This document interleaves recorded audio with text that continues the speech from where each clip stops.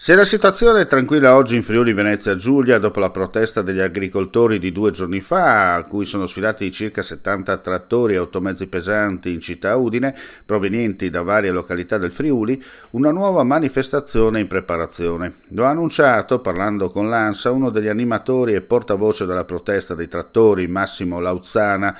La mobilitazione va avanti, ha confermato. Vogliamo semplicemente difendere il nostro lavoro perché ci troviamo in difficoltà, ha spiegato, ma difendere anche il lavoro delle altre persone. Non vogliamo creare disordini, pensiamo che il bene comune debba prevalere sull'interesse individuale. Lauzzana ha anche riferito che venerdì prossimo gli agricoltori di questa protesta si riuniranno per programmare altre manifestazioni. Non c'è alcuna manifestazione in atto o in programma invece nelle altre 3 province della regione.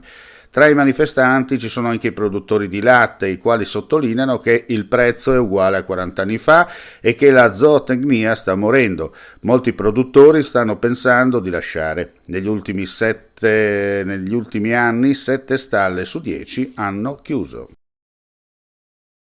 2 persone sono state soccorse questo pomeriggio dal personale medico-infermieristico per le ferite che hanno riportato a seguito di 2 distinti cadute accidentali sulla neve nel comprensorio dello Zoncolan, nell'area di Sutrio-Ravascletto.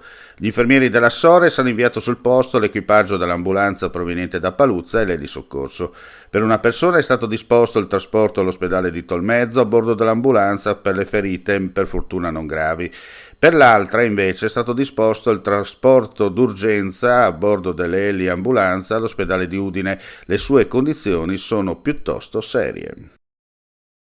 In cattedrale alle ore 16:30 l'arcivescovo Monsignor Andrea Bruno Mazzoccato presiederà una celebrazione eucaristica a cui sono invitati in modo particolare tutti i religiosi e le religiose che vivono e operano nel territorio diocesano di Udine, che per l'occasione rinnoveranno i loro voti e ricorderanno i giubilei religiosi.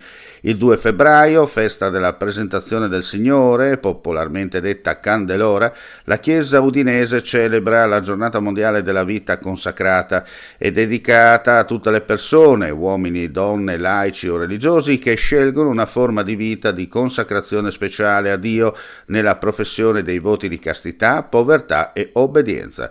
Come detto, la celebrazione eucaristica si svolgerà venerdì 2 febbraio alle 16:30 nella cattedrale di Udine.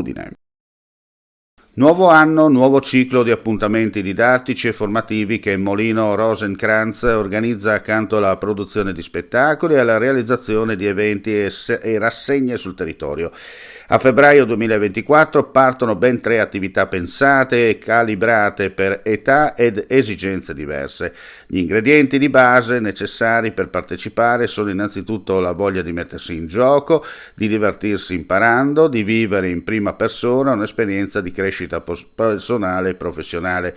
In oltre 30 anni di esperienza, Molino Rosenkrantz ha sempre guardato con attenzione e investito energie sulle nuove generazioni e infatti si inizia proprio dai giovanissimi con Teatro, un gioco da ragazzi, secondo modulo del laboratorio teatrale per bambini dai 6 ai 10 anni.